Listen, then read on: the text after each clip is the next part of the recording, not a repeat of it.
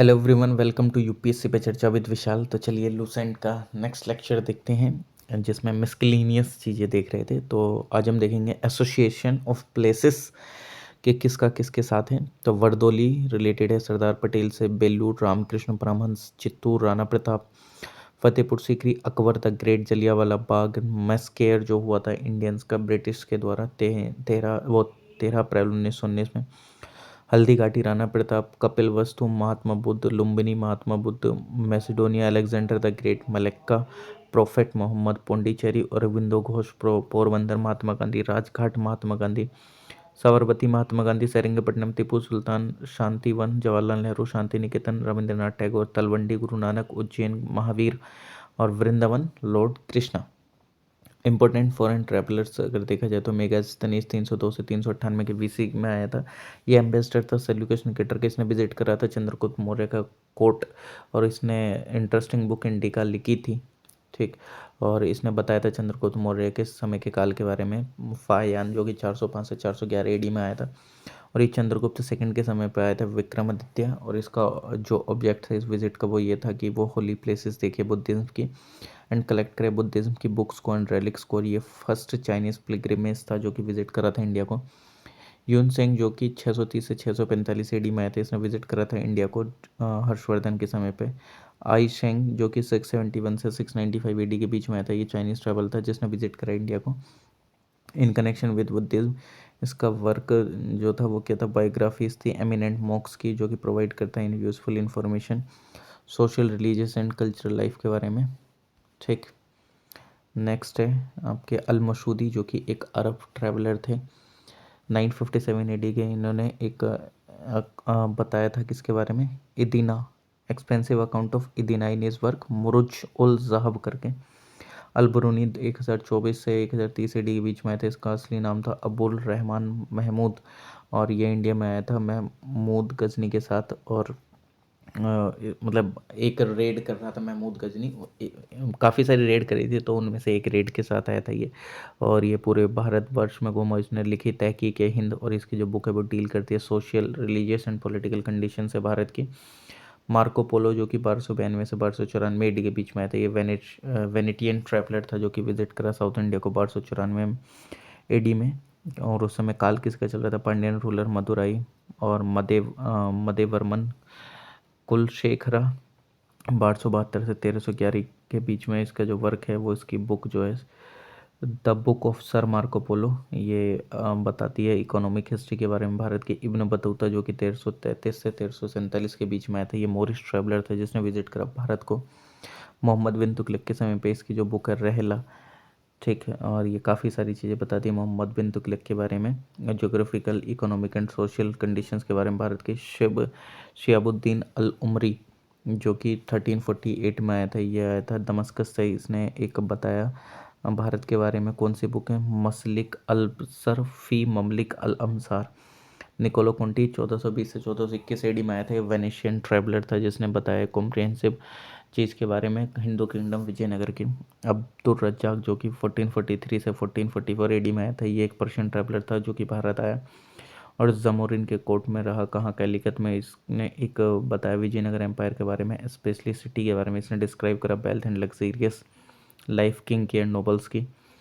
अथानासियोस निकितन 1470 से 1474 एडी के बीच में आई, ये एक रशियन मर्चेंट था जो कि विजिट करा था साउथ इंडिया 1470 में। इसने डिस्क्राइब करा कंडीशन के बारे में। बाहमनी किंगडम जो कि इस समय महमूद थर्ड के अंडर में थी 1463-82 के बीच में। दुअर्ते बरबोसा जो कि 1500 से 1516 एडी के बीच में आया था, ये एक पोर्तुगीज ट्रैवलर था। इसने बताया वैल्यूएबल नैरेटिव के बारे में, गवर्नमेंट के एंड पीपल के बारे में विजयनगर एम्पायर के। दोमिंगो पियाज जो कि 1520 से 1522 एडी में आया था, ये एक पोर्तुगीज ट्रैवलर था जिसने विजिट करा कृष्णदेव राय का कोर्ट विजयनगर एम्पायर में। फरनाउ नुरनीज जो कि 1535 से 1537 एडी के बीच में थे, पोर्तुगीज मर्चेंट था जिसने विजिट करा विजयनगर एम्पायर। उसने लिखा हिस्ट्री एम्पायर की अर्लीस्ट टाइम में और क्लोजिंग ईयर्स के बारे में अच्युत देव राय के समय के। जोहन यूगन वॉन लिंस जो कि 1583 एडी में आया था, ये डच ट्रैवलर था जिसने बताया एक वैल्यूएबल अकाउंट के बारे में social and economic life south India की। विलियम हॉकिंस जो कि 1608 से 1611 एडी के बीच में थे, ये एक इंग्लिश एम्बेसडर था ब्रिटिश किंग जेम्स फर्स्ट का, जो कि जहांगीर के कोर्ट में आया था 1609 में। इस सर थॉमस रो 1615 से 1619 एडी में ये एक एम्बेसडर था जेम्स फर्स्ट के का, जो कि किंग था इंग्लैंड का, at the court of Jahangir, जो कि मुगल एम्पर था। और फ्रांसिस्को पलशर्ट, जो कि 1620 से 1627 एडी में आया था। ये डच ट्रैवलर था जो कि आगरा में रुका था, और इसने बताया था सूरत वगैरह के बारे में, जो ट्रेड होता है अहमदाबाद, भरूच, काम्बे, लाहौर, मुल्तान, इन सब जगह में। पीटर मुंडे, जो कि 1630 से 34 एडी में आया था, ये एक इटालियन ट्रैवलर था मुगल एम्पर में, और ये शाहजहाँ के समय पाया था। इसने वैल्यूएबल इन्फॉर्मेशन दिया था अबाउट लिविंग स्टैंडर्ड्स के बारे में कॉमन पीपल के मुगल एम्पायर में। जॉन अल्बर्ट डी मंदस तो 1638 एडी में, ये एक जर्मन ट्रैवलर था जो कि पहुंचा था सूरत 1638 में। जीन बैप्टिस्ट टैवर्नियर, जो कि 1638 में आया था, 1663 एडी तक रहा था। ये फ्रेंच ट्रैवलर था जिसने विजिट करा था इंडिया को 6 बार, और इसने बताया था किसके बारे में, शाहजहाँ एंड औरंगजेब के बारे में। निकोलो मनुक्की, जो कि 1653 से 1708 एडी के बीच में, ये एक इटालियन ट्रैवलर था जिसने की सर्विस करी थी कहाँ, दारा शिकोह के कोर्ट में। फ्रांकोइस बर्नियर, जो कि 1656 से 1717 एडी तक रहा था, ये एक फ्रेंच फिजिशियन था और फिलोसफर था। और दानिश अहमद खान, जो कि एक नोबल था औरंगजेब का, वो इसका पैट्रन था। जियान डे थेवेनोट 1666 एडी में, ये एक फ्रेंच ट्रैवलर था जिसने बताया था एक मतलब अहमदाबाद, कैम्बे, औरंगाबाद एंड गोलकोंडा के बारे में। जॉन फ्रायर, जो कि 1672 से 81 एडी के बीच में थे, एक इंग्लिश ट्रैवलर था जिसने बताया था सूरत एंड बॉम्बे के बारे में। कैमिली कैरेरी 1695 एडी में, एक इटालियन ट्रैवलर था जो कि लैंड हुआ था दमन में, और इसने बताया था Mughal emperor, military organisation and administration के बारे में। ठीक, नेक्स्ट जो भी एब्रीवेशन या ऑल्टरनेटिव नाम यूज़ करे गए हैं, जैसे आंध्र केसरी किसको बोला जाता है, टी प्रकाशम को, अन्ना सीएन अन्ना दुराई को, बादशाह खान अब्दुल गफ्फार खान को, बापू महात्मा गांधी को ओरिजिनल नाम क्या था, Mohandas Karamchand Gandhi, beacon of light of Asia Subhash Chandra Bose को, चाचा जवाहरलाल नेहरू को, सी राजगोपालचारी को, दीनबंधु CF एंड्रूस को, देशबंधु CR दास को, एनलाइटेंड वंदा महात्मा बुद्धा को, father of Indian unrest Bal Gangadhar Tilak, father of the local self government Lord Ripon, father of the nation India Mahatma Gandhi को, फ्रंटियर गांधी अब्दुल गफ्फार खान को, grand old man of India Dadabhai Naoroji, Gurudev Rabindranath Tagore को, इंडियन बिस्मार्क सरदार वल्लभ भाई पटेल को, इंडियन आइंस्टीन नागार्जुन को, इंडियन नेपोलियन समुद्रगुप्ता को, JP लोकनायक जयप्रकाश नारायण को, लाल बाल लाला लाजपत राय, बाल गंगाधर तिलक, बिपिन चंद्र पाल को, liberator of the Indian press Sir Charles मेटकाल्फे,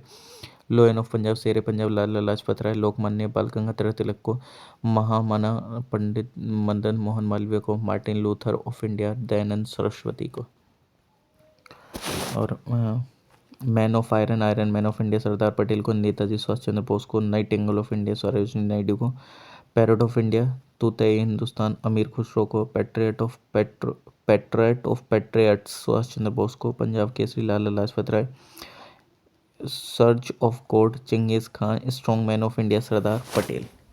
ठीक, कुछ जो बातें कहेंगी लीडर्स के द्वारा, किसके द्वारा क्या कहा गया है वो देख लेते हैं।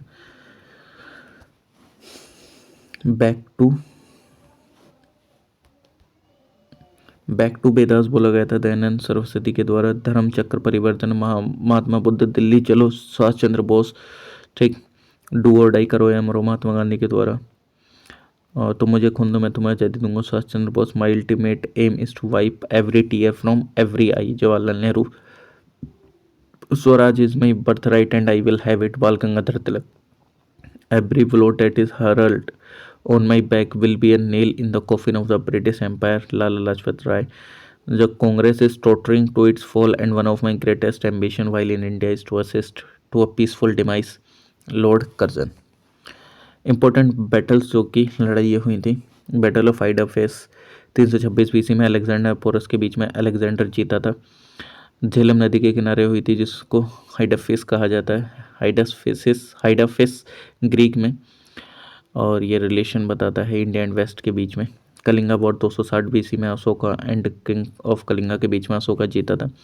काफ़ी ज़्यादा डिस्ट्रक्शन हुआ था, ब्लड शेड ने चेंज कर दिया था पूरा एटीट्यूड अशोका का एंड एम्ब्रेस कर दिया था फिर उसने बुद्धिज्म को।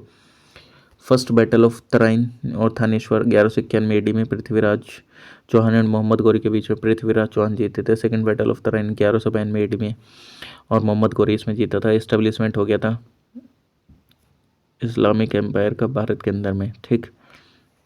First battle of Panipat 1526 AD में इब्राहिम लोदी एंड बाबर के बीच में बाबर जीता था और मुगल एम्पायर पूरा आ चुका था यहाँ पे एक तरीके से।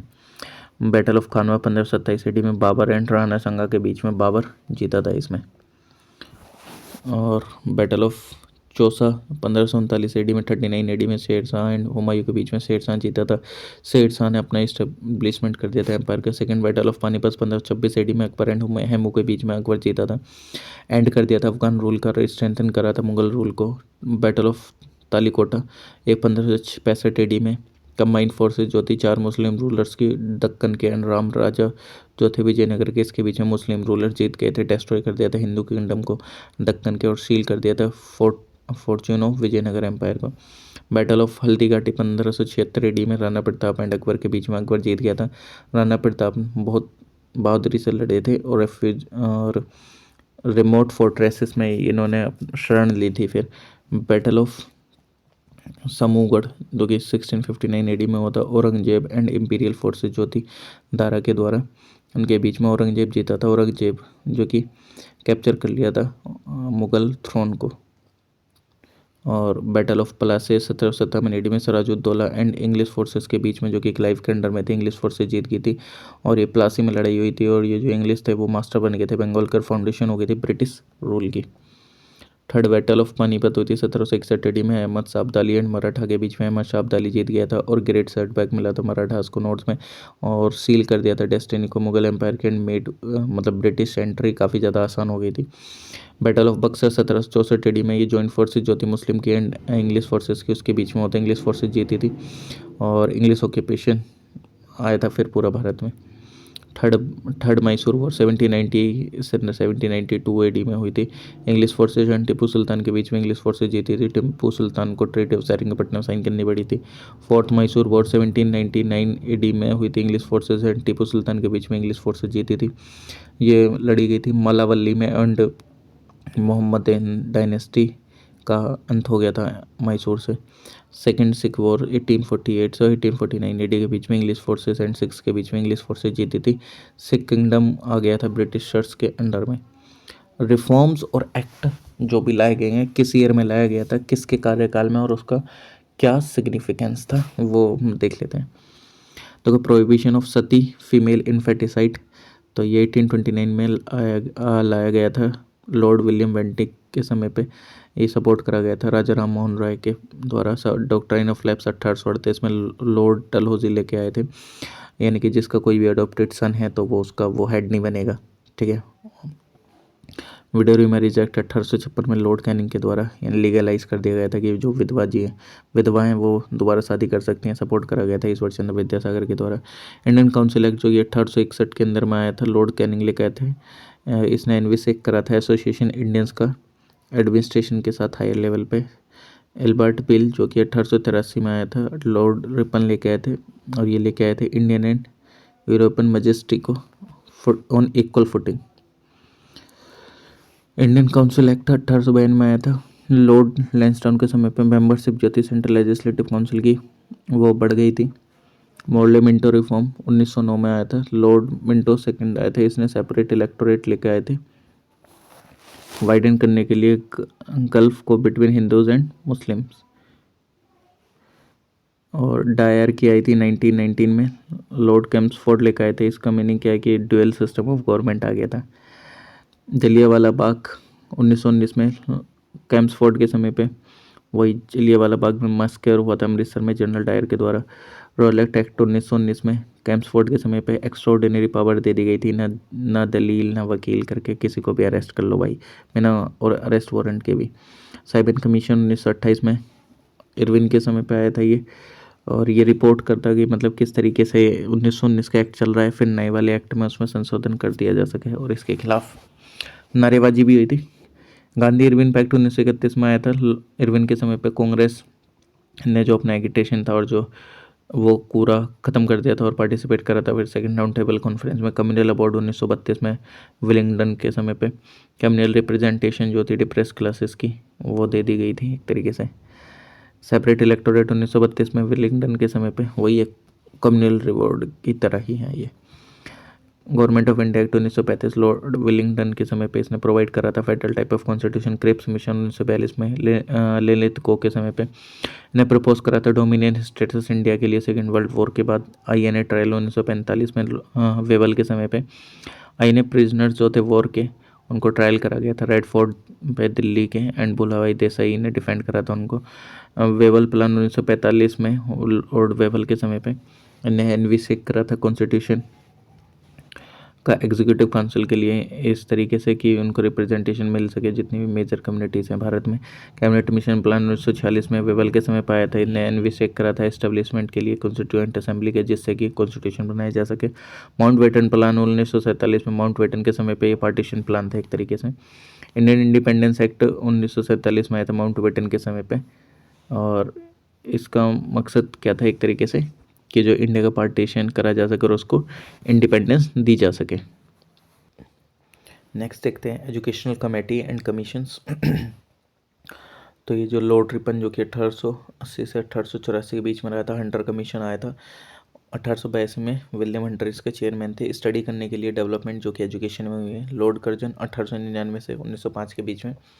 यूनिवर्सिटी कमीशन आया था 1902 में। थॉमस रेक इसके चेयरमैन थे। स्टडी करने के लिए यूनिवर्सिटीज़ एंड जो भी रिफॉर्म्स हुए यूनिवर्सिटी से रिलेटेड उस चीज़ को देखने।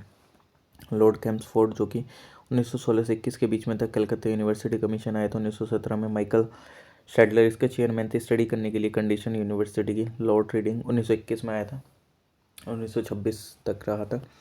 इंडियन डिसबैंडमेंट कमेटी आई थी 1923 में। लॉर्ड इच्छैप जो कि चेयरमैन थे इसने डिस्कस करा था central committee of education. Lord Wavell 1943 से 47 के बीच में थे। सर्जेंट प्लान आया था 1944 में। जॉन सर्जेंट चेयरमैन थे।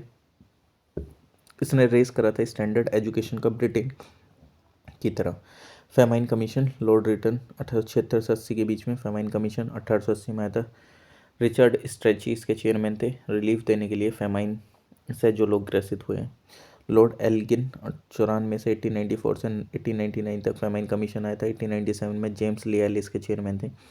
सजेशन दिया था अर्लियर रिपोर्ट्स वगैरह बनाई थी इसने और जो भी पहले रिपोर्ट्स आई थी उसके बिहाफ पे। लॉर्ड कर्जन 1899 से 1905 के बीच में फेमाइन कमीशन आया था 1900 में।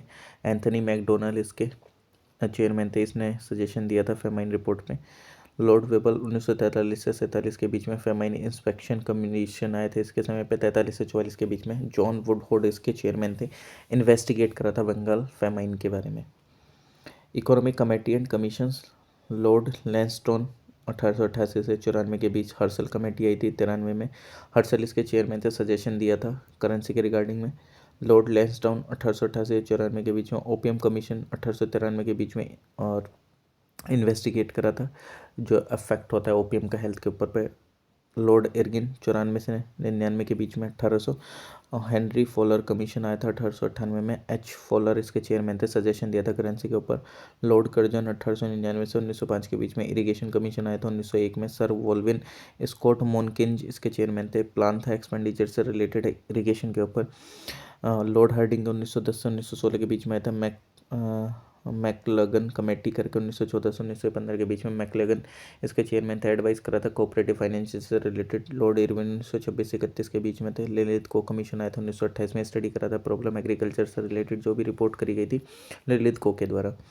लॉर्ड इरविन 1926 से 31 के बीच में थे। वाइटली कमीशन आया था 1929 में। J.H. विटले इसके चेयरमैन थे। स्टडी करा था कंडीशन लेबर से रिलेटेड इंडस्ट्रीज एंड गार्डन्स में।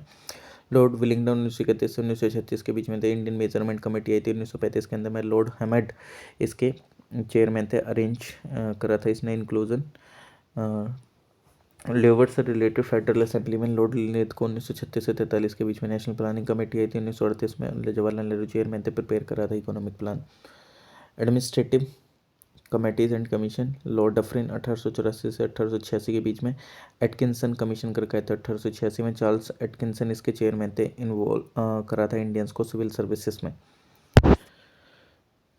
नेक्स्ट लॉर्ड कर्जन के समय यानी कि 1899 से 1905 के बीच में फ्रेजर कमीशन आया था 1902 में, फ्रेजर इसके चेयरमैन थे, इन्वेस्टिगेट करा था वर्किंग पुलिस की।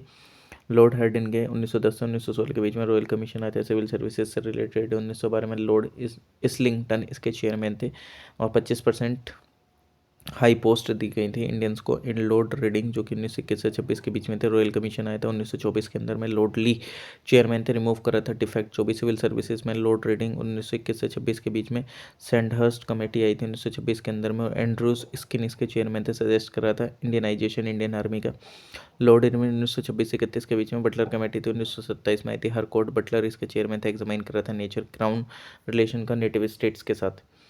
इम्पोर्टेंट कांग्रेस सेशन जो हुए थे 1885 में बॉम्बे के अंदर में हुआ था, गोकुलदास तेजपाल संस्कृत कॉलेज के अंदर में, 72 डेलीगेट्स थे। 1886 में कलकत्ता में हुआ था, 436 डेलीगेट थे, 436। 1887 में मद्रास के अंदर में हुआ था, तैयब जी पहले मुस्लिम प्रेसिडेंट बने। 1888 में इलाहाबाद के अंदर में हुआ, जॉर्ज यूल पहले इंग्लिश प्रेसिडेंट बने। 1899 में बॉम्बे के अंदर में हुआ, कांग्रेस रिप्रेजेंट करा जितने भी एरियाज थे ब्रिटिश इंडिया के। और 1890 में कलकत्ता में हुआ, डिसीजन लिए गए ऑर्गेनाइज करने के लिए सेशन को कांग्रेस का लंदन के अंदर में। 1895 में पूना में हुआ, डिमांड रखी गई रिप्रेजेंटेटिव बॉडी से रिलेटेड एजुकेटेड क्लास के रिगार्डिंग। 1898 में मद्रास के अंदर में हुआ, सोशल रिफॉर्म से रिलेटेड इसका एक मेन गोल था। 1907 में सूरत में हुआ, कांग्रेस स्प्लिट हुई थी यहाँ पे। और 1908 में मद्रास के अंदर में कॉन्स्टिट्यूशन लाया गया था कांग्रेस के लिए। 1916 में लखनऊ में कांग्रेस का मर्जर पैक्ट हुआ मुस्लिम लीग के साथ, और गांधी ने भी ये अटेंड करी थी। 1917 में कलकत्ता में हुआ, एनी बेसेंट जो थी फर्स्ट वुमेन प्रेसिडेंट बनी, गांधी जी ने अटेंड करी थी वो 1916 वाली। 1920 के अंदर में नागपुर में हुआ, गांधी प्रोग्राम जो था वो अडॉप्ट करा गया था और चेंज करा गया था कांग्रेस कॉन्स्टिट्यूशन में। और 1921 में अहमदाबाद में हुआ था, हसरत मोहानी ने डिमांड करी थी कंप्लीट इंडिपेंडेंस की। 1922 में गया में हुआ था, फॉर्मेशन हुआ था स्वराज पार्टी का। 1924 में हुआ था बेलगांव में सेशन, गांधी जी ने इसके प्रेसिडेंट बने थे। 1925 में कानपुर में हुआ था, सरोजिनी नायडू पहली इंडियन वुमेन प्रेसिडेंट बनी। 1927 में मद्रास में होता है, नेहरू एंड सुभाष चंद्र बोस ने रेजोल्यूशन लेकर इंडिपेंडेंस के लिए और पास करा पहली बार। 1928 में कलकत्ता में first all India youth Congress हुई थी। 1929 में लाहौर के अंदर पूर्ण स्वराज यानी कि कंप्लीट इंडिपेंडेंस की प्लेज ली गई थी 26 जनवरी 1930 को, रावी नदी के किनारे। और 1931 में कराची में होता सेशन, रेजोल्यूशन थे fundamental right and national economic policy के रिगार्डिंग। 1934 में बॉम्बे में होता फॉर्मेशन हुई थी यहाँ पे कांग्रेस सोशलिस्ट पार्टी की। 1936 में लखनऊ में होता सपोर्ट करा गया था सोशलिज्म का डेमोक्रेसी के थ्रू। 1937 में फैजपुर में हुआ था, डिमांड रखी गई थी कॉन्स्टिट्यूएंट असेंबली की। 1938 में हरिपुरा में होता सेशन, पूर्ण स्वराज को कवर करा गया था as also princely state, was to cover also princely state. 1939 में त्रिपुरी में होता है, सुभाष चंद्र बोस ने रिजाइन कर लिया था जो इंडेफरेंसेस हो गए थे गांधी जी के साथ, और रेजिग्नेशन के बाद राजेंद्र प्रसाद बने थे प्रेसिडेंट आईएनसी के। बाकी गवर्नर जनरल्स वाला हम नेक्स्ट वीडियो में करेंगे, एक ही वीडियो में निपटा देंगे जिससे कि आपके लिए आसानी रहेगी रिवीजन के समय पे भी, अगर आपको सिर्फ गवर्नर जनरल्स के बारे में देखना है किसके समय पे क्या हुआ क्या नहीं। तो चलिए मिलते हैं नेक्स्ट वीडियो में, और हिस्ट्री पूरी ख़त्म हो जाएगी हमारी, फिर ज्योग्राफी स्टार्ट करेंगे। Bye everyone, take care, thank you, please like share comment and subscribe.